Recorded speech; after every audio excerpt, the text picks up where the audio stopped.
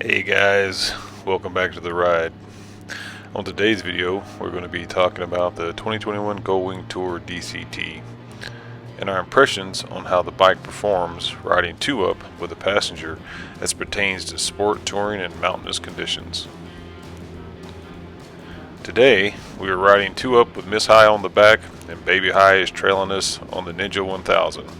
It's a beautiful day here in the Rocky Mountains, and we are heading down a section of the Peak to Peak Highway.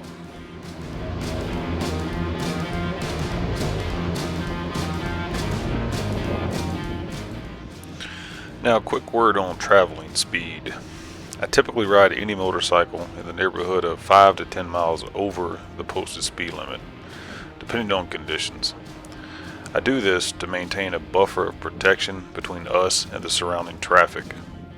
The difference in speed will solely depend on road conditions and traffic density, but that is my normal pace while out riding.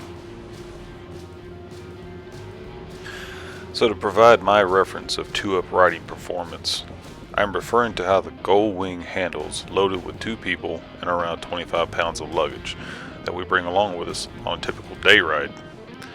My opinion of the Goldwing's 2-up performance comes from how the bike feels as it pertains to riding down the highway, negotiating traffic as needed, and of course cornering performance in the twisty bits, while maintaining a speed 5 to 10 miles over the speed limit. There again, this provides a safety buffer between our bike and cars around us in most cases.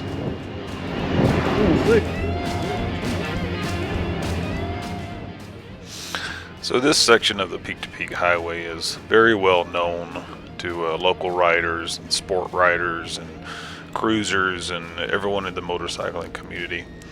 So I don't know if you guys caught it in the video there, but we had a friendly neighborhood law enforcement officer just remind us to be careful. You know, he turned his lights on as he came around that corner there, so you could hear me talking to Baby High on his speed. We typically ride pretty close together just to maintain our group, but no worries there.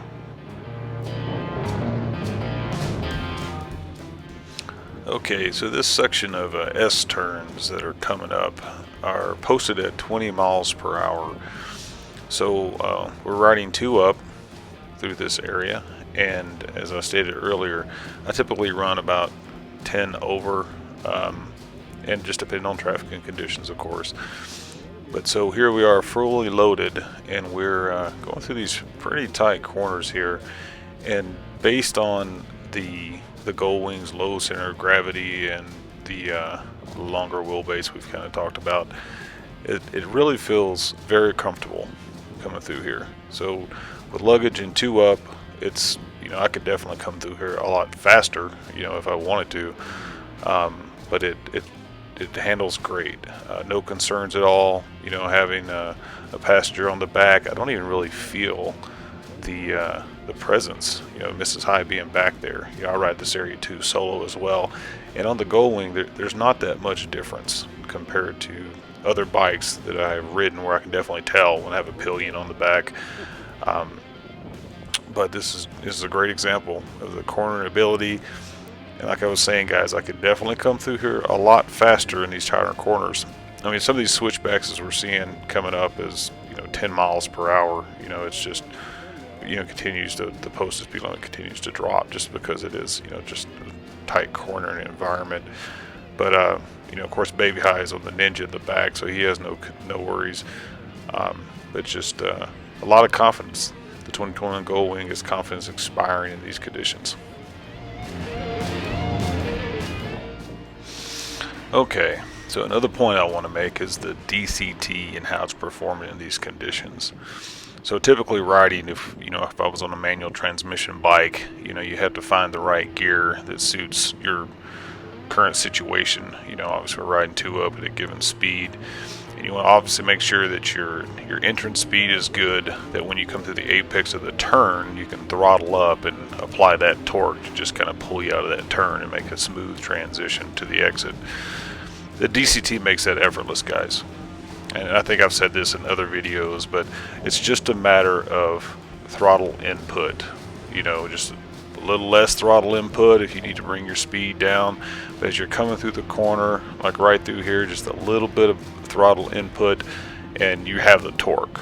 The torque is available to you, you know, throughout the rev range of the bike. And when you're cornering through there, no matter where you are in the turn, just a little bit of change in throttle input will give you the torque you need to come through the corner, you know, with confidence.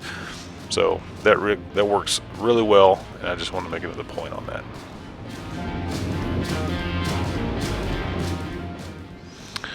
Okay, so let's talk a bit about passenger comfort.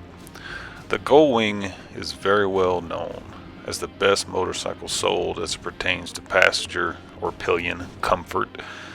Miss High is 5 foot tall and can easily mount the bike to access the rear seat due to the low seat height the Goldwing offers. Now, I'm a big guy, 6'2", 270 pounds. I need a bit of space on the bike, and she has so much room in the rear that we can literally make no physical contact while riding. She has plenty of room on the back while enjoying the backrest that comes with the Goldwing Tour configuration.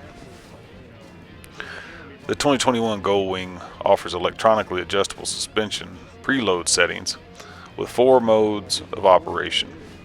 You've got solo, solo with luggage, 2-up riding, and 2-up with luggage. Now, we're still experimenting on what is the best suspension setting that suits her comfort the best, but thus far it seems that simply solo preload provides the smoothest ride for her in most conditions.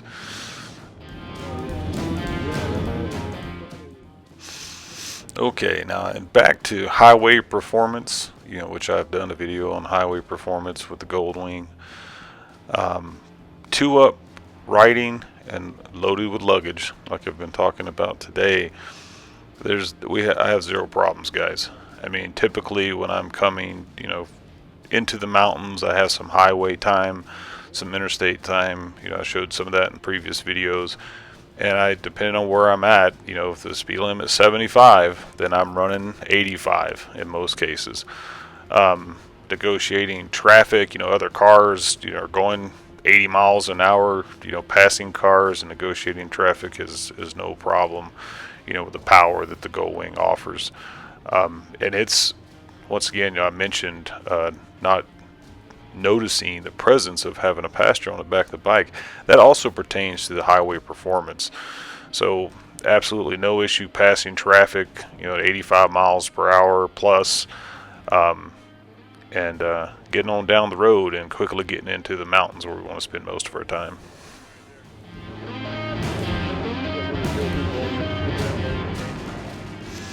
Okay, guys, so last point, and we'll wrap up the video, and that's around fuel economy.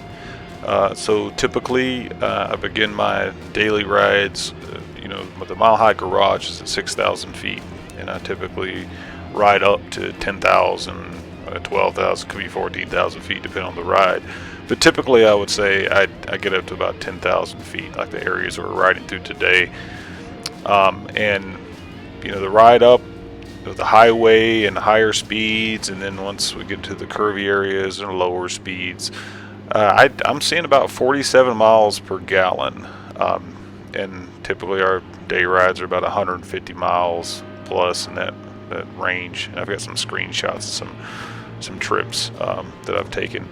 And one thing it seems noticeable to me is if I do the same or a similar trip solo versus as of today, the extra loading doesn't change the fuel economy very much. You know, having a passenger and some additional luggage doesn't really change the fuel economy that I'm seeing.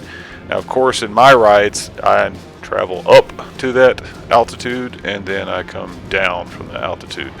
And obviously coming down the mountain is, you know, it's very low fuel utilization. I mean, I could almost coast all the way back down to where the Mile High Garage is. So that definitely gives me higher numbers in fuel economy. So just kind of keep that in mind as you guys hear me talk about it. You know, I think I've stated like it feels like I'm getting 50 miles to the gallon on a typical trip, and that's probably why. Now I will say if I'm in a headwind, like the other day I was riding and I was just literally driving into like a 10 mile an hour headwind, that brought my fuel economy down. But just, you know, typical weather, it's really mild in the Denver area. We don't, you know, it's about 47 miles per gallon. So, and that's with 2-up or with just me. But I'll keep, you know, writing that down, and we'll see as the season ends what my numbers end up being. But the point there is, even riding 2-up, you get great fuel economy on the Goldwing. So for those long trips, you want to get out and stay in a hotel somewhere. I mean, it's just a great option to be on the bike. So, but in any case, I hope you guys found this one helpful and enjoyed the video, and I will see you in the next one. Thanks, guys.